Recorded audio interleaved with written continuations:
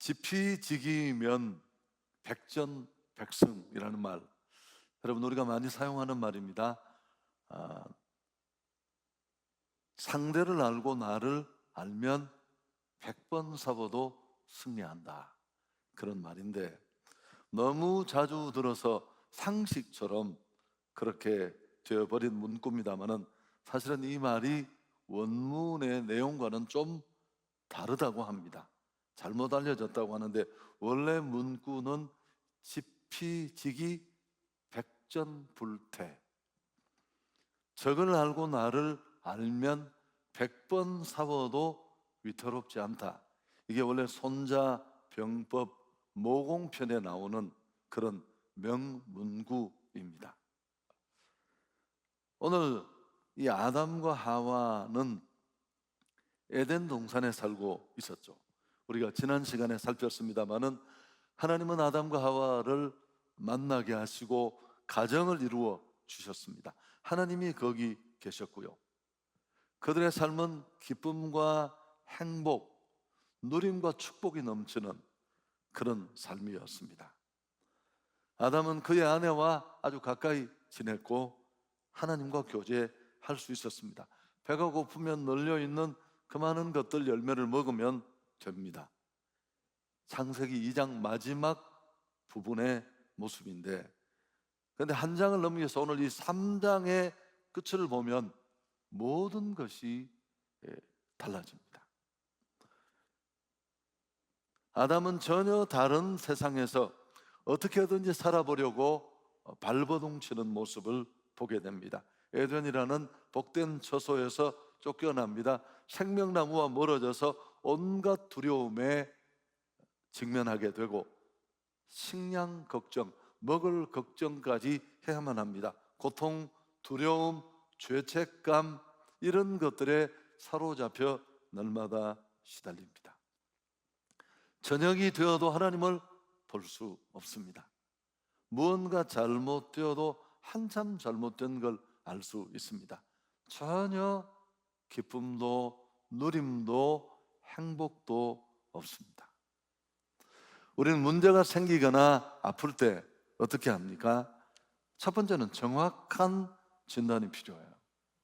그리고 두 번째는 그 정확한 진단으로부터 출발한 적절한 처방이 따라야 고칠 수 있습니다.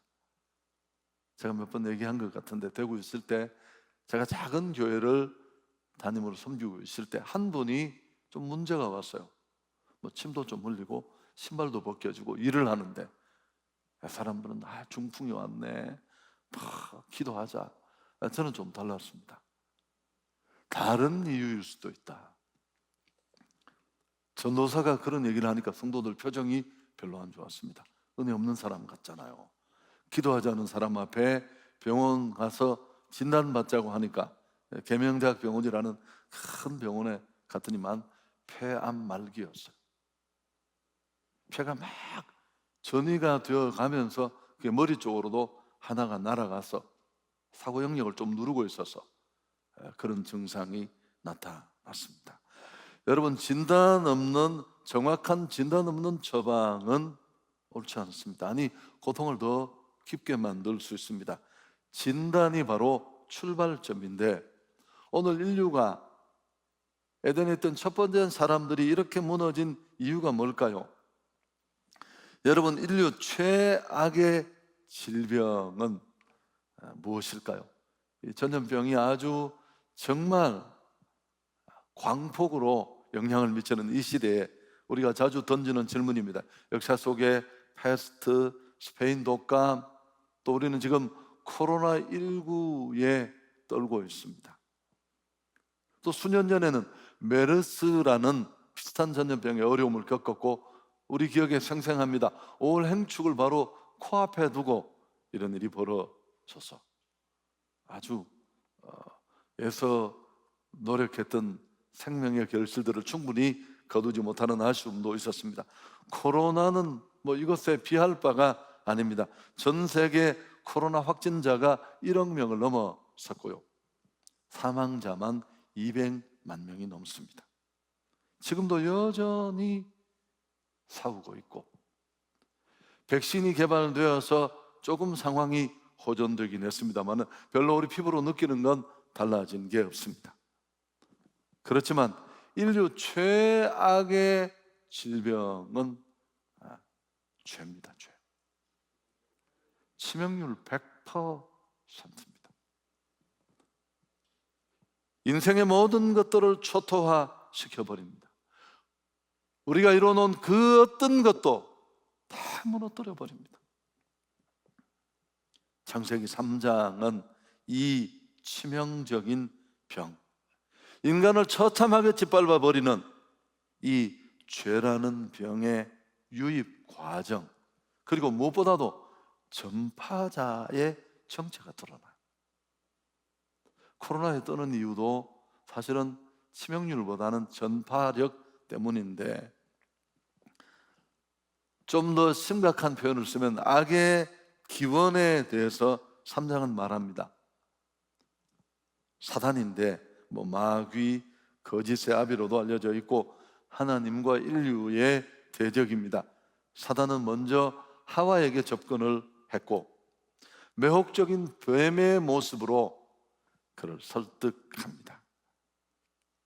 악의 기원에 대한 이런 정보는 성경에 충분치 않고요, 또 제가 다 말씀드리는데도 한계가 있습니다. 그래도 조금만 말씀을 드리면, 원래 이 사단은 빛의 천사였습니다. 천국에서 하나님의 임재 가까이 거하는 그런 특권을 누리는 영적 존재였습니다.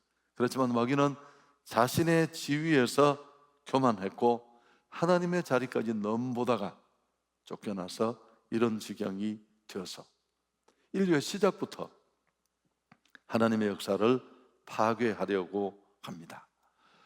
훌륭한 스포츠팀은 경기 전에 반드시 그들과 함께 겨룰 팀의 내용을 깊이 살핍니다. 상대방의 상황, 공격, 또 경기의 패턴, 이런 것들을 충분히 영상도 보고 전략 회의를 하잖아요. 그래야지만 그 공격에 효과적으로 대비하고 또 승리를 만들어 갈 수 있으니까요. 사단은 에덴 동산의 첫 게임에서 최상의 작전을 펼쳤습니다. 인간은 완패했고요, 그 패배의 결과는 온 인류에게 죄의 전가라는 피할 수 없는 무시무시한 결과를 가져왔고, 코로나는 견줄 수도 없습니다. 그래서 무엇보다 이 치명적인 죄를 사람에게 끌어들이는 이 전파자, 그 사단의 움직임을 우리는 좀 구체적으로 알 필요가 있습니다. 그래서 오늘 정말 지피지기면 백전불패하는 그런 시간이 되기를 축복합니다. 우선 오늘 본문의 내용을 우리가 잘 알고 있는데요, 하나님은 에덴 동산 중앙에 선악과라는 나무를 두셨습니다. 2장 17절에 그런 내용이 나오는데 같이 한번 읽을까요? 선악을 알게 하는 나무의 열매는 먹지 말라. 내가 먹는 날에는 반드시 죽을 것이다. 하나님은 만물을 만드시고 다 자유롭게 하셨지만 선악을 알게 하는 나무의 열매는 먹지 말라, 금지했습니다. 바로 이때 사단이 등장합니다. 무엇을 하려는 것일까요? 죄를 짓도록 인간을 유혹하는데 그 죄를 짓게 하는 죄의 핵심이 무엇일까요? 이걸 우리가 놓치지 말아야 이 전투를 승리로 이끌 수 있는데, 흔히 말하는 영적 전쟁에서 승리할 수 있습니다. 마귀가 하는 일이 어떤 일인지를 보십시오. 뒤에 제가 또 한번 정리를 하겠습니다만, 일단 하나님의 일들을 의심케 합니다. 그 일을 시작하면서 첫 번째 시작하는 일이 말씀을 건드립니다. 3장 1절로 이제 오늘 넘어왔는데 우리가 읽은 본문입니다만은, 그런데 뱀은 여호와 하나님이 지으신 들짐승 중에 가장 간교하니라. 뱀은 여자에게 물어 이르되 하나님이 참으로 너희에게 동산 모든 나무의 열매를 먹지 말라 하시더냐. 하나님이 정말 그 선악과의 열매를 먹지 말라 하시더냐라고 하는 게 아니고 모든 나무의 열매를 먹지 말라 하시더냐. 하나님이 우리를 간섭하시고 대단히 부당하게 취급하는 것처럼 느끼게 합니다. 사실 선악과는 굴레나 제약이 아닙니다. 행복을 위한 조치였습니다. 지금도 사단은 이런 식으로 접근합니다만은 이런 공격에 우리가 틈을 보이면 바로 두 번째 단계, 하나님의 말씀을 왜곡합니다. 그리고 그분과의 관계에 틈을 더 확장시켜서 무너뜨리는데 흔들리면 공격합니다. 3절에 보면 동산 중앙에 있는 나무의 열매는 하나님의 말씀에 너희는 먹지도 말고 만지지도 말라 너희가 죽을까 하노라 하셨느니라. 만지지도 말라는 말은 의도적으로 삽입되었고 죽는다는 말을 죽을까 하노라는 말로 역시 비틀어서 그 강도를 줄입니다. 여러분, 무엇보다도 하나님은 자유에 초점을 두고 있습니다. 그러나 사단은 금지에 집중하게 합니다. 사단은 교묘하게 말을 바꾸는데 이게 사단은 원래 특징이 거짓말장이고 전혀 책임지지 못할 공수표를 남발합니다. 여러분, 이게 작은 왜곡처럼 여겨질지 모르지만 결과는 엄청나요. 목사님 한 분이 문자를 처음 배웠습니다. 제 나이쯤 되면 쉽지 않아 문자를 아예 안 받는 분도 계세요. 사모님에게 날렸습니다. 여보, 정말 사랑해. 이 문자를 받은 사모님이 화가 나서 전화를 했습니다. 당신 도대체 뭐 하는 거냐고. 이게 문자를 잘못 찍었습니다. 여보, 정말 사망해. 이렇게 찍었죠. 아니, 죽으란 말이냐고? 자음 하나 바뀌었는데 이렇게 의미가 달라질 수 있습니다. 사단은 절대적인 하나님의 말씀을 무엇보다도 상대적인 말씀으로 격화시켰습니다. 이게 포인트예요. 3절 하반절에 너희가 죽을까 하노라. 그리고 2장 17절에 먹지 말라 반드시 죽으리라는 말씀을 이렇게 대체시켰습니다. 죄가 가져올 그 파장과 결과를 축소합니다. 징벌이나 죽음을 가볍게 여기도록 부추겨서 죄에 대한 담력을 자꾸만 키워주는 거죠. 뭐 그거 별것 아니잖아. 사단은 마지막으로 하나님의 말씀을 부인하도록 도전합니다. 4절에 보면 너희가 결코 죽지 아니하리라. 여러분, 개가 제가 이번 주에도 이 개들이 대단하잖아요. 우리 집에 브라운이라는 개가 이 개를 딱 데려갔더니만 그 동네를 지키는 두 마리 개가 딱 조를 맞춰서 바로 쳐들어와서.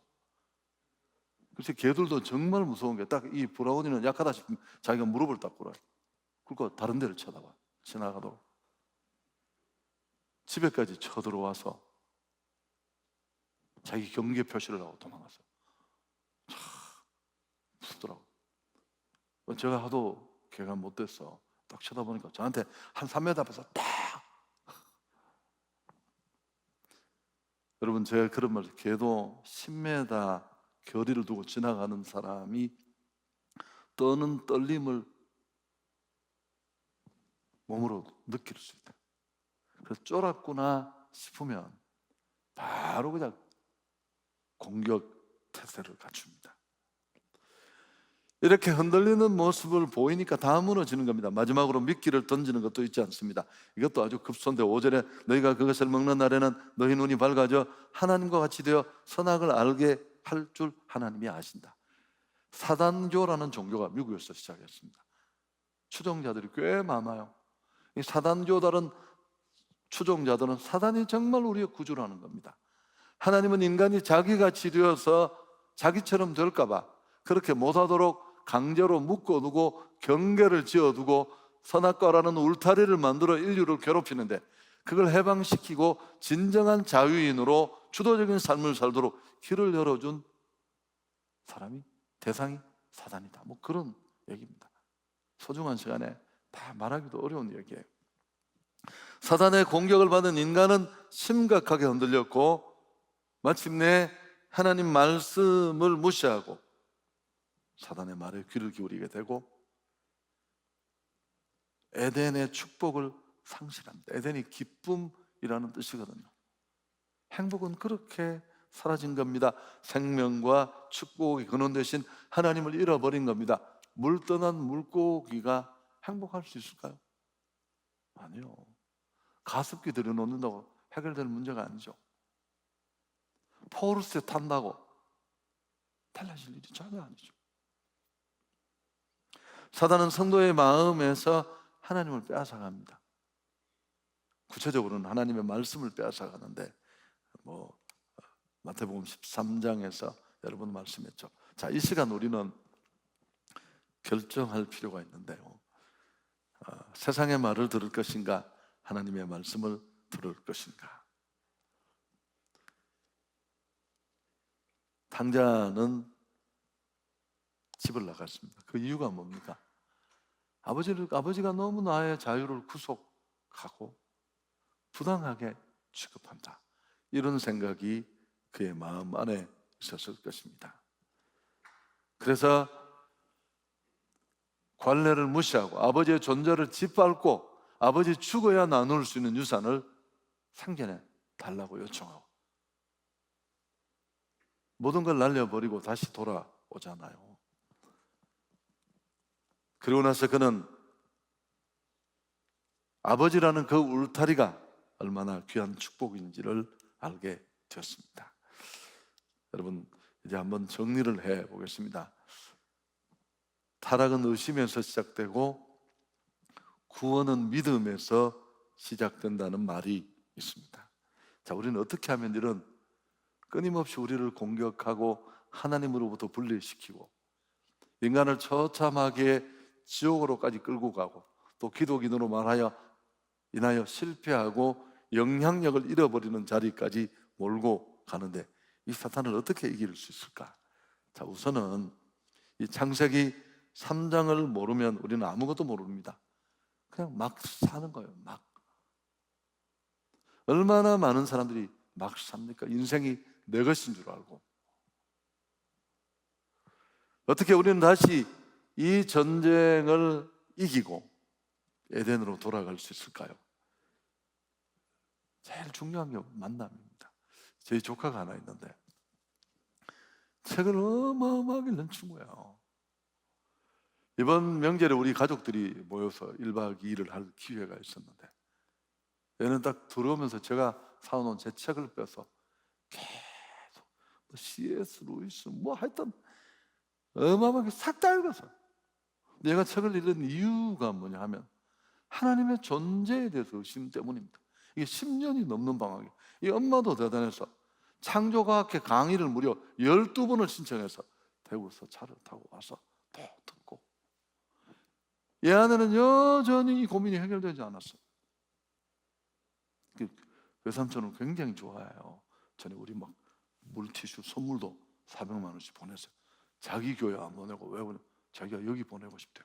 그래서 우리가 받아서 접수를 했는데 그래서 내가 모처럼 시간이 났길래 야, 고민이 좀 줄어들었나? 여전하대요. 제가 한마디 했습니다. 너 책 보아도 절대 풀리지 않는다. 그렇게 이 책 저 책 보아서 네 문제가 해결될 것 같으면 예전에 해결되었다. 그러면서 제가 이런 얘기를 했습니다. 과학은 의심에서 퀘션 마크를 찍으면서 발전합니다. 그러나 신앙은 믿음에서 출발하는 줄 믿습니다. 여러분, 저는 교회를 다녔지만 예수를 못 믿었어요. 하나님의 존재에 대해서 비틀거렸고 근데 이제 아버님이 몸이 갑자기 아프셔서 제가 어쩔 수 없이 우리 아버지를 살리려고 교회를 갔어요. 그전에도 교회를 갔지만 또 신앙을 하지 않다가 첫 번째 갔던 그 모임에서 배단이라는 모임인데 막 뜨겁게 통성으로 기도하고 방언하고 예언하는 곳이었는데 여러분, 제가 얼마나 부정적인 사람이고 반감이 많았느냐면 함께 간 친구들은 다 거기서 찬송하고 예배하고 기도하는데 저 혼자 벽 쳐다보고 욕했습니다. 뭐 하는 것들이냐고, 이것들 말이야. 웃기는 것들이라고. 여러분, 근데 어떻게 해결돼요? 내가 하나님을 은혜로 만났어. 다 책을 본 게 아니라 그 한 번의 만남이 모든 걸 다 해결했어요. 지금은 뭐가, 못 믿는 사람이 이상해요. 안 믿는 사람이 이상하고. 아멘. 그래서 제가 여동생, 야, 창조과학회 강의 들으러 다니지 말고 얘를 은혜 받게 하라. 정말 살아계신 하나님을 한 번만 만나면 다 사라져. 여러분, 그래서 지혜로운 부모는 자식에게 하나님을 만나게 합니다. 그분을 알면 나를 알잖아요.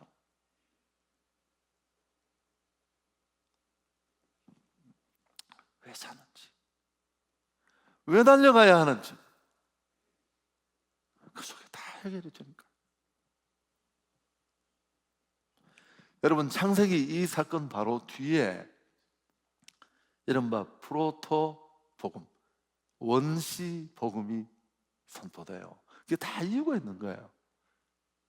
근본적으로 죄로 무너진 이 인생을 살리는 일은 복음밖에 없습니다. 창세기 3장 15절인데 우리 같이 한번 읽을까요? 내가 너로 여자와 원수가 되게 하고 내 후손도 여자의 후손과 원수가 되게 하리니 여자의 후손은 내 머리를 상하게 할 것이고 너는 그의 발꿈치를 상하게 할 것이다. 인간이 범죄하자 말자 바로 하나님은 이 치명률 100%의 죄에 무너진 인생을 살리기 위해서 구원의 역사를 시작하는데 여자의 후손은 장차 오실 메시아 되신 예수 그리스도를 말합니다. 예수 그리스도의 십자가에 대한 예언의 말씀인데 인류 구원을 향한 하나님의 복음을 처음 언급한 겁니다. 놀라운 것은 이 말씀을 들은 아담의 반응, 20절에 아담이 그의 아내 이름을 하와라 불렀으니 그는 모든 산자의 어머니가 됨이니라. 여자로 불렀다는 이 말은 이때부터 하와라는 이름이 처음 사용되는데 하와라는 이름의 뜻이 뭔 줄 아십니까? 생명이라는 뜻입니다. 무슨 의미일까요? 죄로 영원히 죽을 수밖에 없었는데 이제 여자의 후손으로 인해 영원한 생명의 길이 열렸다는 것입니다. 하나님은 아담의 믿음을 보시고 어떤 조치를 내립니까? 21절 여호와 하나님이 아담과 그의 아내를 위하여 가죽옷을 지어 입혔다. 가죽옷을 입혔다는 것은 죄를 가려주었다는 뜻입니다. 아담과 하와가 그 전에 입고 있던 옷은 무화과 나뭇잎 치마일 텐데 죄를 가릴 수는 없었습니다. 수치는 가리지만 아무리 애써도 인간의 방법으로 죄를 해결할 수는 없습니다. 죄값을 치르는 길은 오직 하나뿐입니다. 예수 그리스도의 보배로운 피밖에 없는 줄 믿습니다. 여러분, 우리가 행축을 한 이유, 코로나 시기에 어떻게 그걸 다 했느냐고 뭐 신문에도 나한테 전화오고 나는 인터뷰도 안 해. 그 무슨 인터뷰 할 거냐 그게. 저는 설명해서 아니 안 할 수가 없었어. 그냥 했다. 힘들다고 안 할 일 같으면 나는 이때까지 계속 힘들었고 상황이 어려워서 못할 일 같으면 여러분 건축 2번 할 때 시골에 무슨 돈이 있어요? 68억, 290억, 300억이 들었는데 돈 낼 사람 아무도 없는데 그때 설교 안 했어야 돼요. 그런 얘기를 하는 사람 많았습니다. 목사님 이렇게 어려운데 우리 설교 3년만 쉽시다. 여러분 그럴 수 없는 일이었어요. 그리고 우리가 이 어려움 속에 또 무슨 제주도를 가는 이유가 뭐예요? 죄로 무너진 인생을 살릴 수 있는 유일한 백신은 예수밖에 없는 줄 믿습니다. 한 사람도 예외 없이 철저히. 자, 계시록 2장 11절에 영적 전쟁 승리의 무기 2가지가 선포됩니다. 같이 읽습니다. 계시록 12장 11절 띄워주십시오. 같이 읽습니다. 또 형제들이 어린 양의 피와 자기를 증언하는 말씀으로서 그들을 이겼으니 그들은 죽기까지 자기들의 생명을 아끼지 아니하였도다. 첫 번째가 뭡니까? 어린 양의 피. 그 두 번째 그 어린 양의 피가 문제를 해결한다는 증거의 말씀으로 승리하게 될 줄 믿습니다. 한 가지만 더 말씀을 드리면 여러분, 왜 아담과 하와는 이런 자리에 들어가 하와로부터 시작이 되는데 하나님을 만난 분명한 확신이 없었잖아요. 두 번째 또 한 가지만 더, 우리는 이미 그런 과정을 뛰어넘었는데 감사의 삶을 잃어버려서 그래요. 에덴 동산에는 다 있었는데 한 가지 없는 게 감사였어요. 하나님, 가정, 행복, 풍요, 누림, 감사가 없었어요. 그 틈을 집요하게 파고들었습니다. 그래서 여러분, 꼭 오늘 이 말씀을 마음에 기억하시고 승리할 수 있기를 축복합니다. 사실 이 지피지기 백전불태라는 말은 우리가 잘 몰라서 안 쓴 게 아니라 백전백승으로 많이 알고 있었는데, 제가 책을 한 군데 읽어보니까 백전백승과 백전불태는 전혀 달라요. 비슷하게 보이지만, 왜냐하면 손자가 말하는 기본 전쟁의 원칙이 뭐냐면 싸우지 않고 이기는 겁니다. 여러분, 손자병법을 읽은 분은 아시지만 전쟁이 벌어졌다라는 건 무슨 뜻이에요?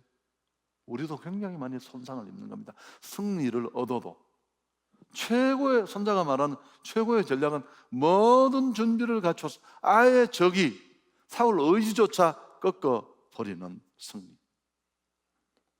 이게 벌모라고 하는 손자병법의 키예요. 실제로 손자도 이 백전백승이라는 말을 썼습니다. 왜? 그러니까 맞지 않다는 거죠. 백전불태가 맞지. 제가 마지막에 왜 이 얘기를 할 것 같아요? 하나님을 만난 감격을 가지고, 때로는 넘어지고 쓰러지고 바람 앞에 흔들리지만 감사하면서, 감격하면서 그렇게 사는 인생은 사단이 들이댈 틈이 없는 거예요.